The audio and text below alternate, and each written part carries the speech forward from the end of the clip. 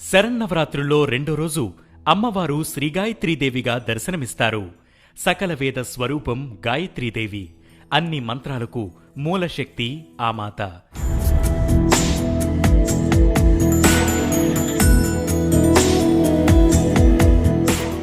ముక్త, విద్రుమ, హేమ, నీల, ధవళ వర్ణాలు కలిగిన 5 ముఖాలతో శంఖం, చక్రం, గద, అంకుశం ధరించి దర్శనమిస్తుంది.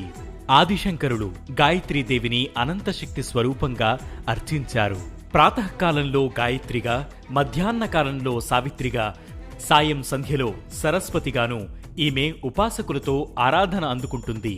ముఖంలో అగ్ని, శిరస్సులో బ్రహ్మ, హృదయంలో విష్ణువు, శిరస్సుపై రుద్రుడు కొలువు ఉంటారని పురాణాలు చెబుతున్నాయి. ఈమెను ధ్యానిస్తే అనంత మంత్రశక్తి కలుగుతుంది. సకల దురిత ఉపగ్రహాలు శాంతిస్తాయి. బ్రహ్మజ్ఞానం కలుగుతుంది. గాయత్రి ఉపాసన వల్ల బుద్ధి తేజోవంతమవుతుంది. గాయత్రి మంత్రజపం చతుర్వేద పారాయణ ఫలితాన్ని ఇస్తుంది. ఓం భూర్భువః స్వః తత్సవితుర్వరేణ్యం భర్గో దేవస్య ధీమహి ధియో యో నః ప్రచోదయాత్ అనే మంత్రాన్ని జపిస్తూ అమ్మను ధ్యానించాలి. అమ్మవారికి అల్లపుగారెలు నివేదన చేయాలి. గాయత్రి స్వరూపంగా వేదం చదువుకున్న బ్రాహ్మణులకు అర్చన చేయాలి.